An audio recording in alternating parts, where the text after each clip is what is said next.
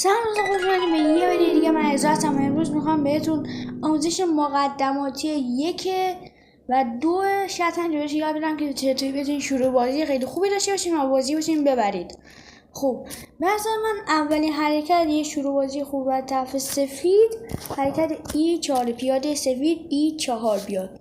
اینجا حریفای حرفه‌ای قاعدتاً پیادهشون رو میارن خونه B5 و اونا هم پیادهشون میارن توی مرکز و اینجا ما باید سوارامون رو بیاریم.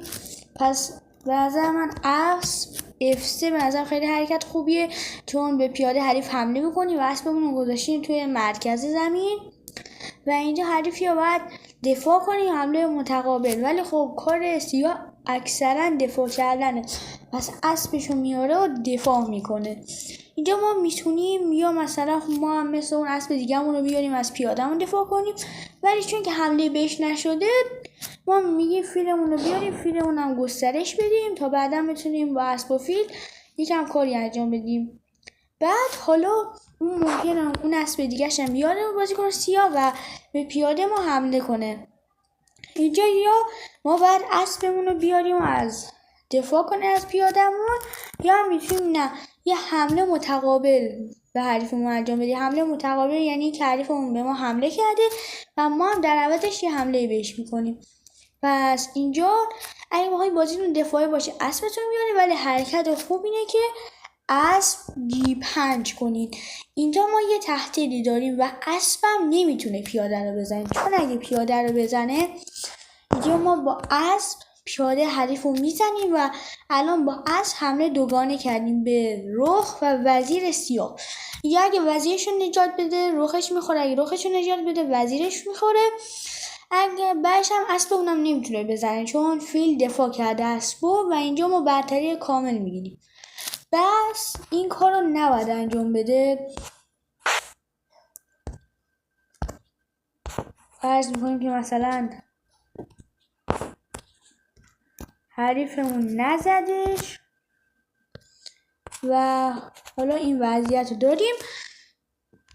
یه پیاده سفید هم باید اینجا باشه و ببخشید اینجا هم اسب.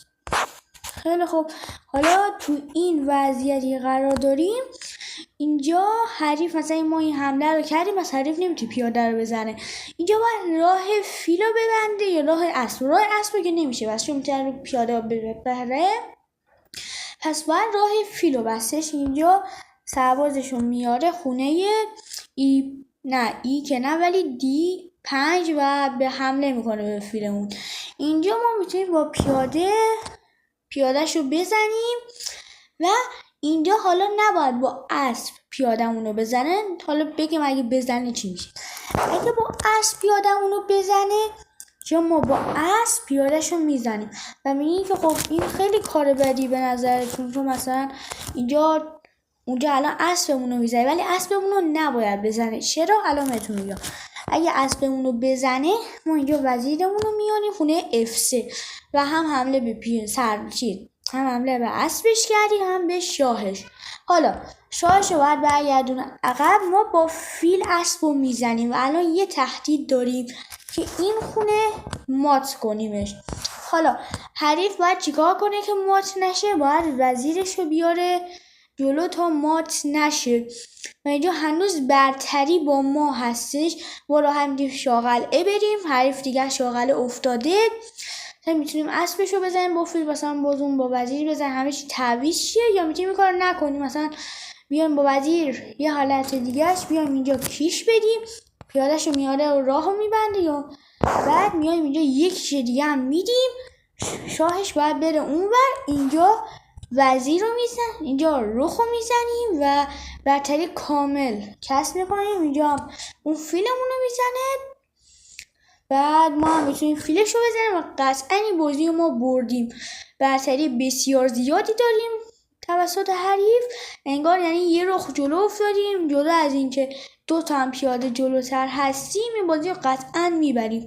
خیلی خوب دوستان، تا ویدیوی بعدی، خدا نگهدار.